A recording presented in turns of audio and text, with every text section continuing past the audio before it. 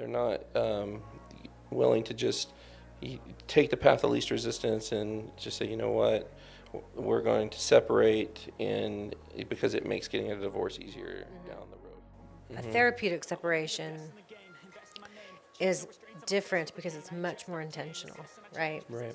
And it's Sure. Yeah. much more purposeful. Do this in such a way where we get to be together on the other side of this in a healthy, productive way, but you probably don't get to be in the same marriage Right. with each other. Right. It's another shedding of skin. Yeah. kind of. Greetings, everybody. Welcome to the Therapist Take podcast. We're going to talk about therapeutic separations. This isn't one that you want to miss, so don't go anywhere.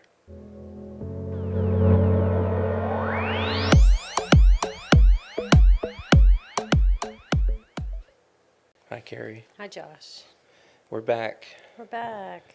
How was your break? It was good. How was yours? Good. All right. Well, we have a kind of a nuanced topic. I mean, a lot of people in the therapy world have heard of therapeutic separations. Yeah. I'm not so sure if regular civilians out there have heard of a therapeutic separation. But it is a therapeutic intervention that is familiar to a lot of couples clinicians and betrayal trauma clinicians and probably discernment counselors. Yes, yes. It is an intervention that's, I think, is becoming more and more common. Do you feel like? I think so. Yeah, that's what we're going to talk about. So before we dive into the structure of it, I'm going to give everybody kind of a breakdown here in just a second. But let me kind of just cover the really quick housekeeping things. The first thing, just to remind everybody to, if you're watching this on YouTube, please subscribe to our channel. Ring that bell so you can be notified when more of our videos are posted or when we go live. We do have tutorial videos on YouTube. This is actually the first episode that's broadcasting live on our website, so it's something new that we're trying. So head over to our website and see if it's working. But if you're on the audio platforms, please give us a 5-star review.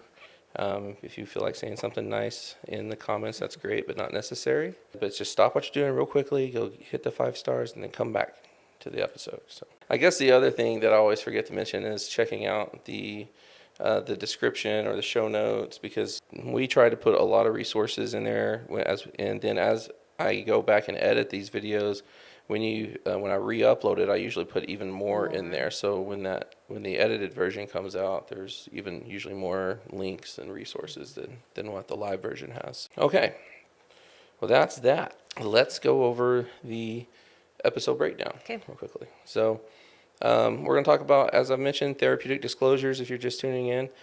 And the first thing we're going to talk about is what is it? Of course, we got to define it. And then who is it for? That's a really important question to discuss. We're going to get into the structure of it, so how it gets set up, and this will vary from practitioner to practitioner, but I think it's probably got a lot of similarities. And then we're just going to talk about certain tips that you can do to maximize your chances of it being a successful experience. And so too, and on top of that, you're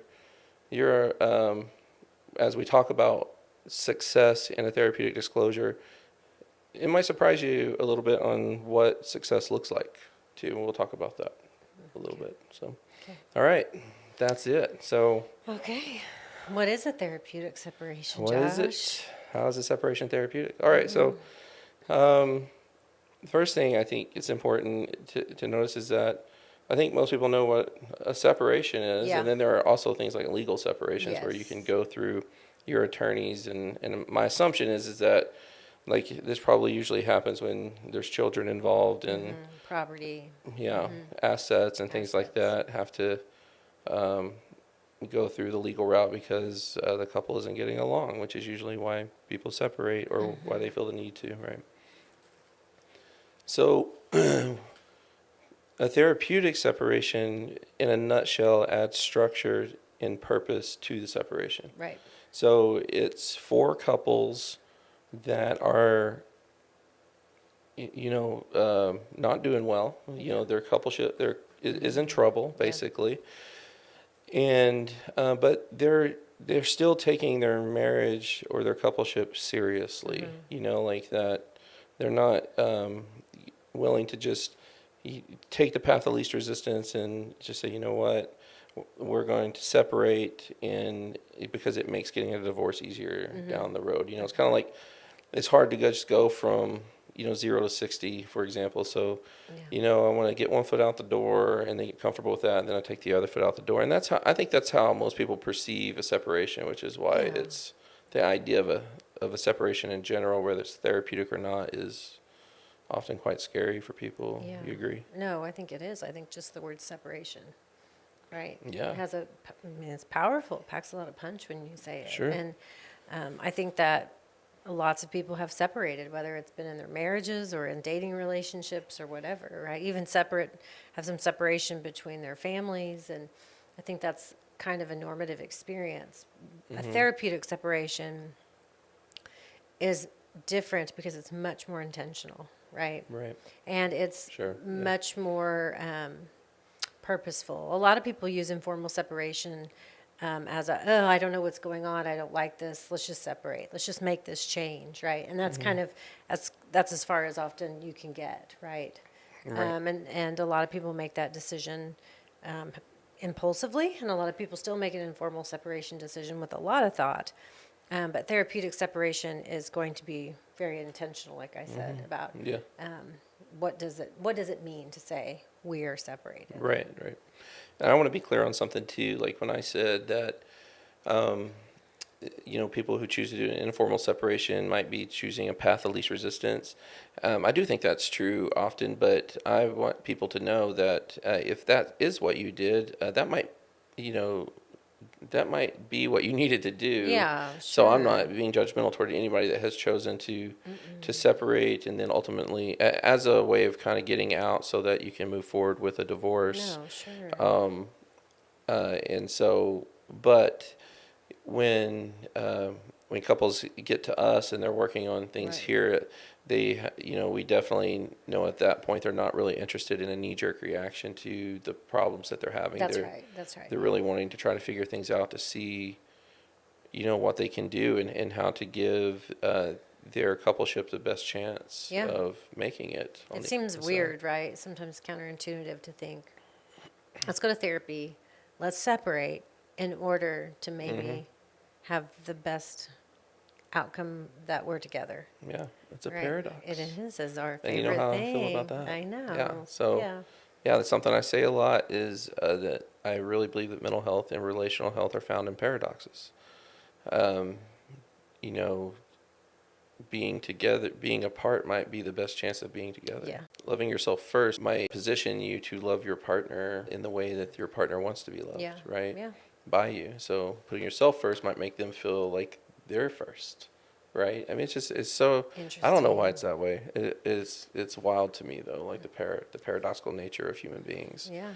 So a therapeutic separation is very different from like what you might think of a traditional separation. And I think the key is what you said is that intentionality and purpose are really the two ingredients there. I think a third piece is intentionality, purpose, and I would say the other piece is that it's usually led by a therapist Yeah. or somebody coaching you through I it. was going to say the accountability. Right. Yeah. Yeah. So it's called therapeutic, so it really even has the word therapist in it, right? Which is helpful Right. because in general, we do better when we've got something to answer for, right? Right. And someone to consult Right. with, how do I know to do this? What tends to be the most helpful for people? And Right. that can be the role of some kind of guide. Right. Yeah. Okay. Well, let's talk about who's it for. Yep. So, I mean, obviously it's for couples, right? But it doesn't necessarily have to be for married couples. But I No. think Committed. committed, Committed, yeah. is definitely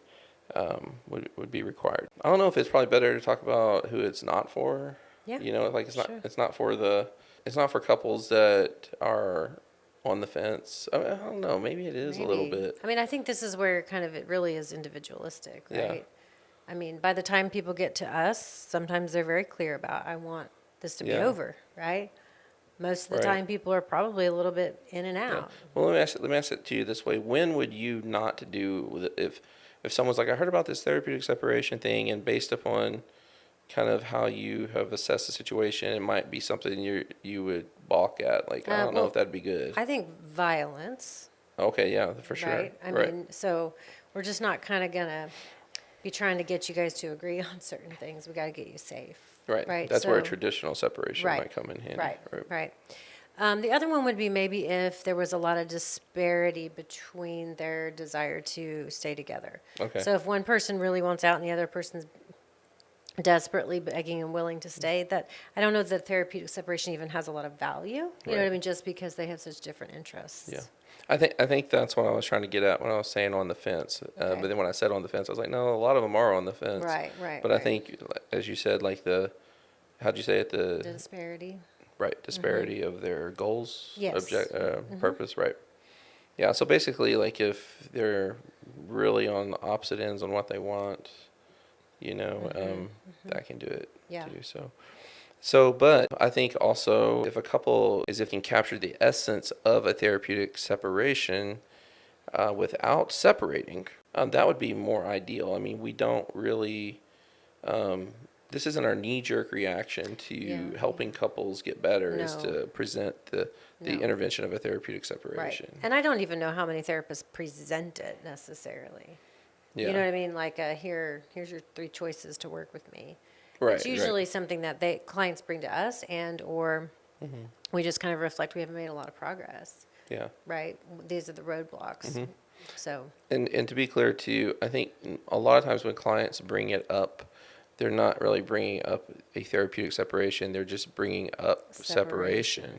Like feel like and sometimes it just comes out in like I just feel like I need space. I feel, yes. like I can't breathe and then that's when we might say, well, have you heard, if you're going to separate, have you heard of a therapeutic Right. separation? Right. But you're right. Like people don't come in on like the first session or the third or fourth or fifth and we're like, okay, we can do this. Yeah. and Right. Yeah. This is not a first line intervention. Right, exactly. Yeah. So that's who it's for. I think we're probably going to spend a Yeah, good amount most of of the time on how time. we set it up. So let's talk about that. Okay.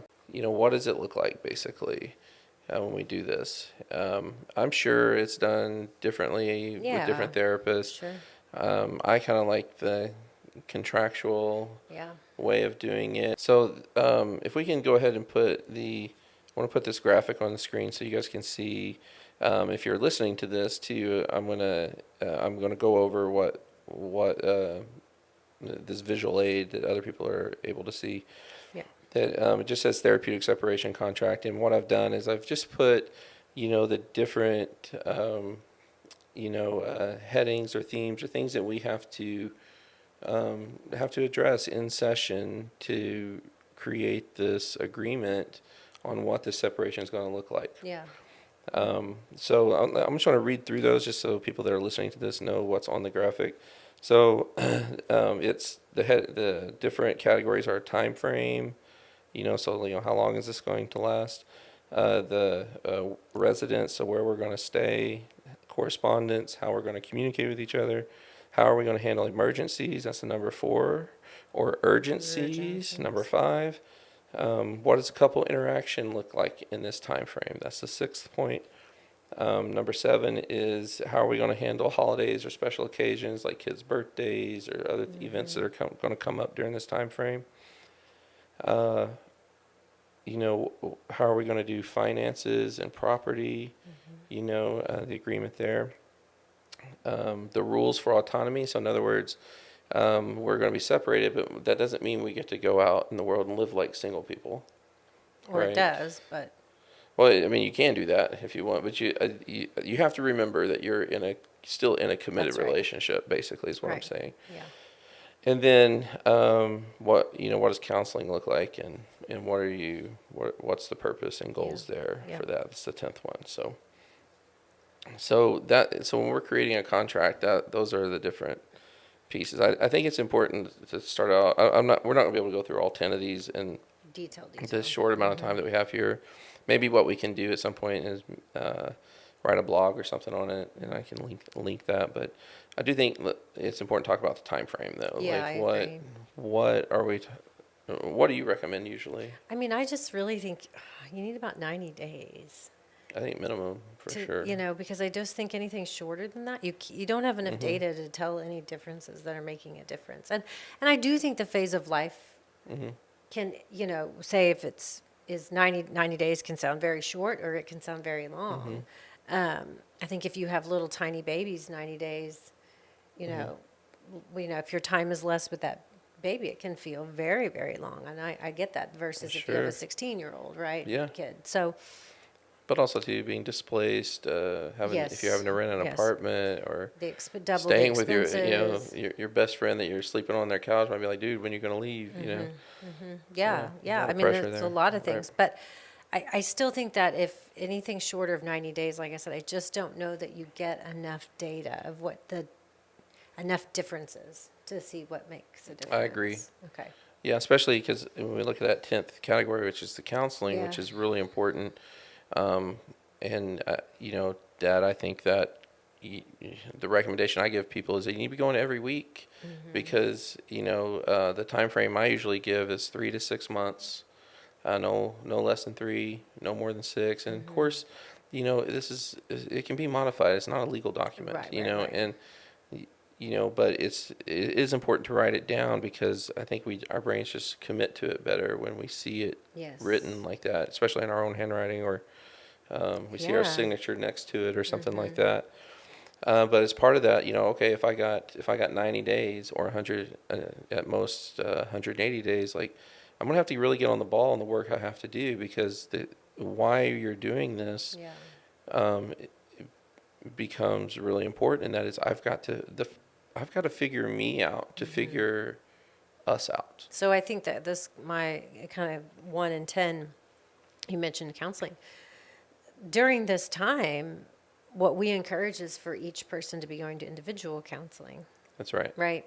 And couples counseling, again, can be something that's part of this. During that 90 days, do they have couples therapy or do they not? And if so, how frequently? Right. But for sure, we're going to encourage each of them to have individual Right. counseling during that, 100%. 3 to 6 month separation In period. fact, I don't know how you do it otherwise Otherwise. effectively.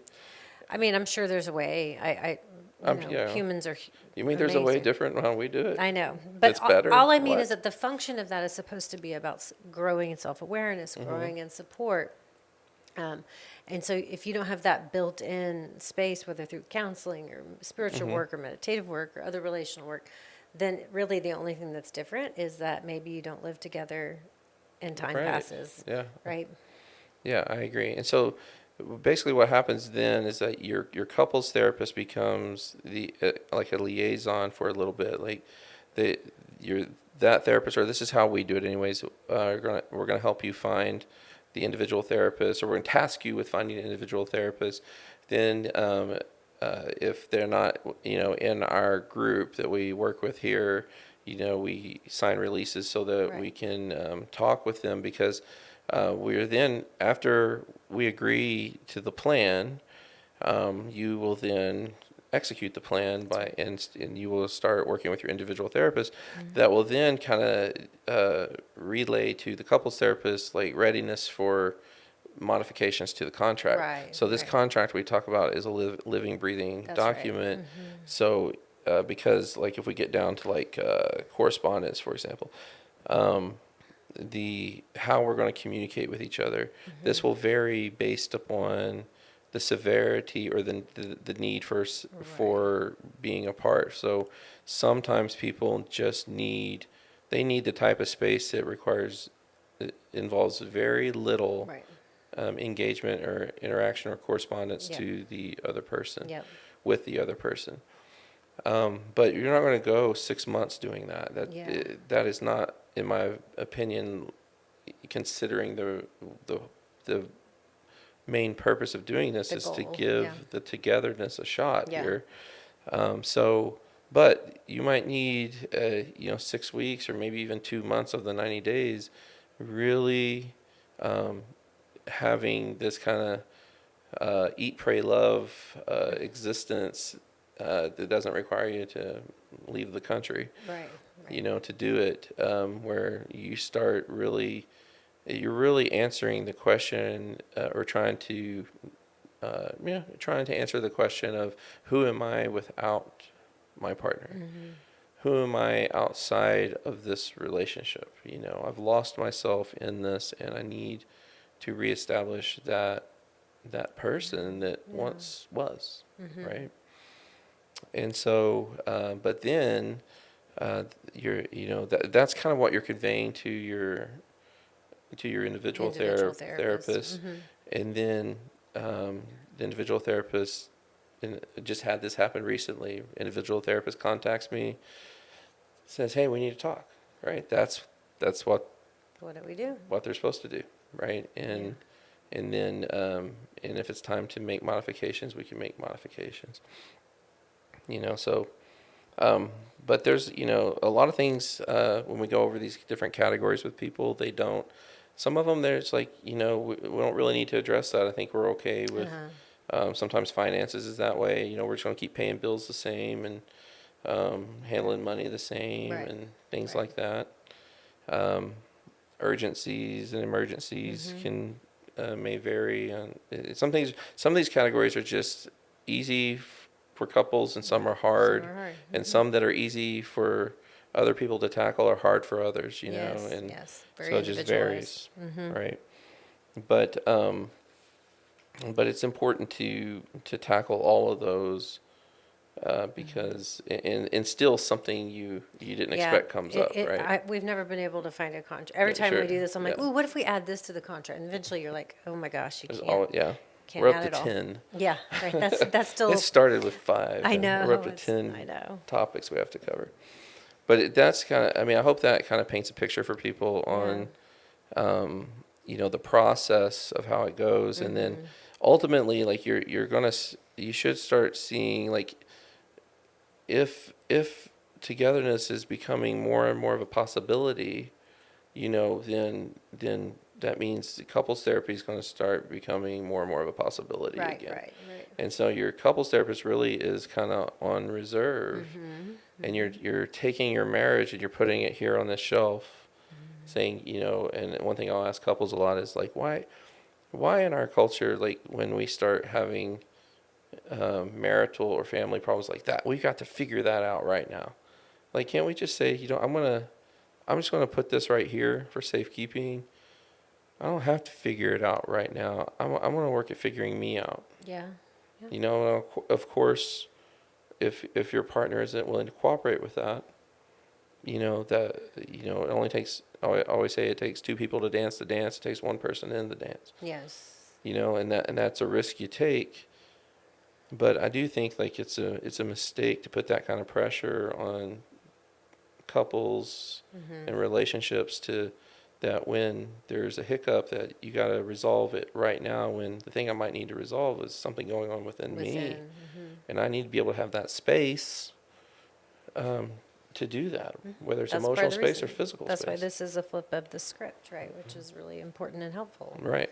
Yeah, and that couple interaction section should change throughout the 3 to 6 months too, right? You Oh may yeah, glad you have brought that up. not see each other at all or see each other only in therapy for a while, and then you may start with, well, what would happen if we met for coffee, and what would happen if, and the interaction, are we going to meet for coffee to talk about the finances, or are we going to meet for coffee, dare I say, to enjoy each other's company, right? And so those things are going to, again, be individualized and hopefully shift even throughout that Right. agreed time for the therapeutic separation. Right.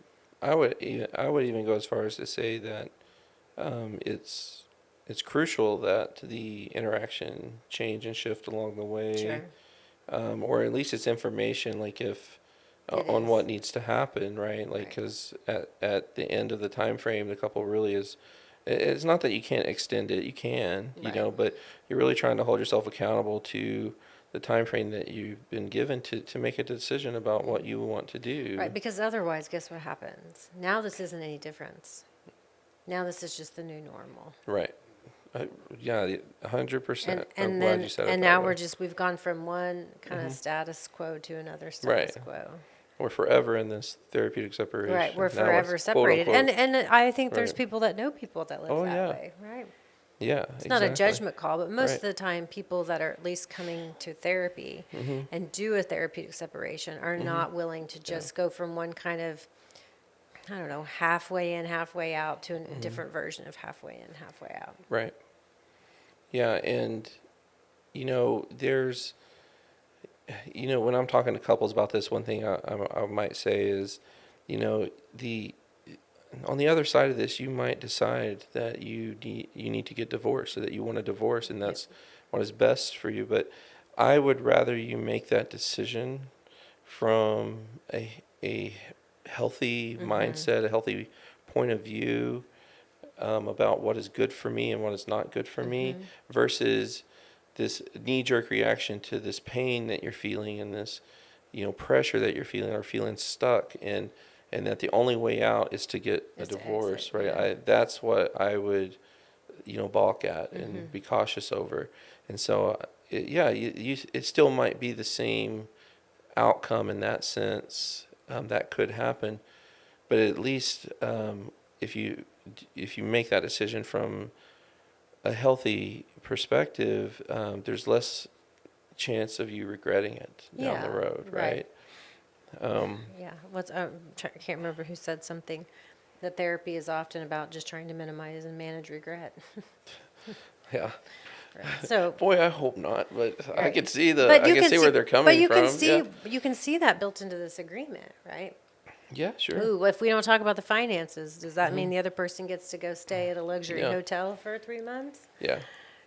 That's a weed person versus a wildflower person. Whoever said that. I'm a wildflower person. Okay, okay, yeah. That person sees weeds. You see wildflowers. It's the same thing, Yeah, but yeah, but okay, yeah. yeah. All right. So, how do we better ensure successful outcomes on this? The first thing I think that I want to talk about on that is that success doesn't necessarily mean Right. being together or being married on the other side of this, and that's hard for people Yes, it is. to acknowledge. That's why I was saying earlier that you might find out that success in this isn't might be different than what you were expecting when you first tuned into this podcast.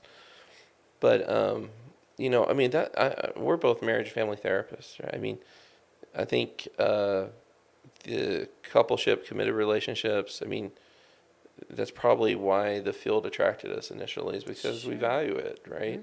So I think, and I think and we've talked about this before, so if it still stands from previous conversation, that you and I both agree that we want the couples to stay together. We would like to try to figure that out. That is, to us, the ideal situation, right? Probably. Yeah, if we can help them figure out how to stay together. But we also have to acknowledge that that may not be the case. That is, like the decisions that they make on what needs to happen for their own well-being and functionality, and Sure. to live a healthy, happy life. That may not be what success is. Exactly. Yeah. And so, you have to put that on the table as a possibility, Yeah. and that does not mean that you failed. No. Remember speaking of being marriage and family therapists, when we studied marriage, right, the two constructs that you're measuring was the status of the marriage and the quality of the marriage. The status doesn't have to indicate the quality. Yeah. Just because you're together doesn't mean it's a good relationship, Yeah. right? And so that's part of what the separation can also help to reveal, right? Yeah. Okay, being together, if Yeah. we're together just for the sake of together, but it's not a good, is that good for me? Right. Yeah. I mean, if you really think about it, like the task before us when it comes to like people who desire to be married, like I want to find someone, I want to be in this committed relationship and live forever with this one person. I'm in this monogamous relationship. Like, it's really a daunting It's vast task. and daunting. But you're talking about your whole life in a relationship that requires two people to work together in the same direction, in tandem, right? Being in sync with each other for decades, knowing, well, probably not knowing at the time, but one thing that we know is that those two individuals that make up that relationship are constantly changing. So compatibility becomes not just a thing that you have to figure out once. It's an endeavor that lasts the entire relationship. Yeah. What? The fact that 50% of couples are able to do it is really amazing. It's remarkable. I mean, that is really, it is remarkable. And I'm not even sure that those statistics include, I wonder if it groups both happy and unhappily I think it's married. just I think it's just measuring status. Right, Are yeah. their marital Right. status, married or not? Yeah, Are they happily married? I know. Of course, I would love to see that number go Well, up. remember Gottman's 7 types of marriage? Hmm. Was it only 3 of them were happy? Oh, I don't remember that. Yeah, I think so. I have to go back and review that. Yeah. We'll have to put a link. Is that it's a book or is that Yeah. an article? Is it Both. both? Okay. Yeah, but I think he has Okay. it in his. So remind me of that. So Gottman, 7 types of marriage. I'll put a link in the description of the video. I think before we sign off here on the tips for success here, I think let's talk about the pitfalls real quickly. Okay. Like, I think to kind of, if we talk about the pitfalls, I think people are going to really get what the tips are. Yeah, I on agree. how I to make get this work, right? So, what's the first one you think of? Not having enough structure, Right. right? Saying, "Oh, we'll figure it out. We'll just keep it the Mm-hmm. same." Okay, hold on. Let's think this through. Right.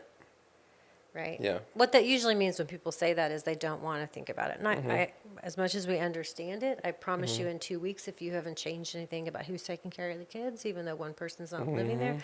you're going to not think that was a very wise decision. Right. So I think that you may, if you're going to go to a therapist and do a therapeutic separation, stick with the plan, right? Do Right. the work that you've already created. Yeah. I agree. The one I think of is not following through, like basically making compromises to your plan, or like, well, this one time I'm going to Right. Sure. show up at the house when I agreed I wouldn't do Right. that, or I'm gonna succumb to the temptation to text my partner when I agreed I wouldn't do that. Yeah. And I think this part is so hard, like, but I do think that it's necessary. Like if you are finding yourself compelled to break these rules, you really need to be working with your individual therapist on why. Yes. Like Yes. why is this so hard for Right. me? What's Like going on? being with myself in the uncertainty of what's going on with my partner. Why is this so unsettling and difficult? And I think what people often find out is that there's just a lot of injury from life that just has gone, I know. or what word am I looking for? Like untouched or unmedicated or Untreated. Yeah. just kind of ignored and swept under the rug. And I think we all have done that. I don't think it's a character defect or anything. I just think it's part of being human. If I can put a Band-Aid on something and it gets better, why not? Yeah. Like, why do I want to go through? Why would I go get stitches? Yeah. Right? And so I'm not going to start with that. I'm going to try Start to with do Band-Aid. right. So And I think another pitfall could be just unforeseen events or traumas and we can't do anything about that other than deal with them as they happen. But that's when you circle your wagons, your therapists, your team of therapists, your family, your support, and say, oh boy, I did not see this coming. that's why we put that number 7 on the holidays and special occasions on there. Hey, you really have to look into. You're talking about if you're going to do this 6 months. Yeah, That's half a year. That means everything that happens throughout a year. Yeah, it's gonna happen. But there are also going to be things that you might know are coming up that just happen once or twice ever blue moon, but you need to address, hey, there's this thing coming up, like Right. it needs to find its way into that agreement, or else you're going to get there and then you experience this setback because we Right. didn't We didn't make a plan. for Yeah. this, right? Yeah. And so, and I think that goes back to your first point on the pitfall is not having the structure that you need. Another pitfall I just want to mention too is that if your individual therapist doesn't know that you're doing this, like if you don't tell that therapist that, hey, I'm in this separation and I got 3 to 6 months to figure myself out, Yeah. and that's what I'm here to do. Kind of like if I'm sending someone for EMDR, and I'm checking up on them, and they're like, 5-6 sessions later, they haven't done any EMDR. I was like, well, does your therapist know that that's what you're there to Right. do? Sure. Yeah. So it's really important to communicate to your therapist, like, this is why I'm Right. here. I need help with this. Right. And then to to get that therapist in contact with the couples therapist. with the couples yeah. therapist. Yeah, which is hard to do when I know for us. When there are therapists outside of this office, therapists are really hard to get a hold of. Yeah. Even for other therapists trying to get a hold of other Yeah, therapists. it is. So that what that means, tips for success is Yeah. have enough structure, Having the structure. follow, just work hard to follow the rules as close. This is a time to kind of be rigid with them. You know, we don't typically like rigidity in relationships, but for this particular thing, you know, trying to stick as close as possible to the rules as you can Yeah. is important. And 3 is you get into that individual therapy room and get to work. That's right. That's right. Really use, most of us aren't going to have, a dozen therapeutic separations in our lifetime. Right. And so it's a very unique and perhaps even special time. So take advantage of it. Right. Right. Yeah. 100%. Right. Well, if we can just real quickly put the book on screen that I'm not going to promote this book as saying it's a fantastic book that all couples should get this, but it is the book that was, I think you've read it cover to cover, Yeah, haven't you? it's been a long time, but yeah. Called Taking Space. And it, I definitely have read a good portion of it, and it was the inspiration for me to develop my own unique way of working with couples Yeah. and doing these therapeutic separations. And so I just wanted people to have the source, Sure. but also too, this is something that we do a lot with, not just with couples who've experienced betrayal trauma, but I mean, it's any couple that really is just needing that space, or one of them needs that space, Yeah. and trying to do it under the same roof just isn't working. But for those people that are watching this, because I think I do have this categorized in the betrayal trauma couple recovery category, I just want to also mention Michelle Mays' book, especially for the partners who have been for the one who has been betrayed. Her book, The Betrayal Bind, Yep. Yep. which I also have linked in the description of the video. So, Great. 2 great resources. Yes. And then I think we should try to get a blog together on this. I think it'd be Okay. just a simple short blog, kind of outline kind of how we do it. I think it might help people get a better Yeah. Idea. visual. But I'll also like people, like, if we can, do we have our Instagram handle on there, Hannah? If you want to follow us on Instagram, which is just at Family Solutions OK, I believe. I'll try to post that graphic for anybody who is listening to this and didn't see it. I'll post it to our Instagram page so that you can see See the categories. see that visual, with the categories on there. Yeah. Good. I'll go ahead and put the picture of the book up there with it. So, Wonderful. all right, Carrie. Well, we did it I again. know, we did it again. We're back, 2025, rock There and we rolling. go. All right, well, that's it. We'll thank you guys for being here, and see you back next time. Thanks for being here, Carrie.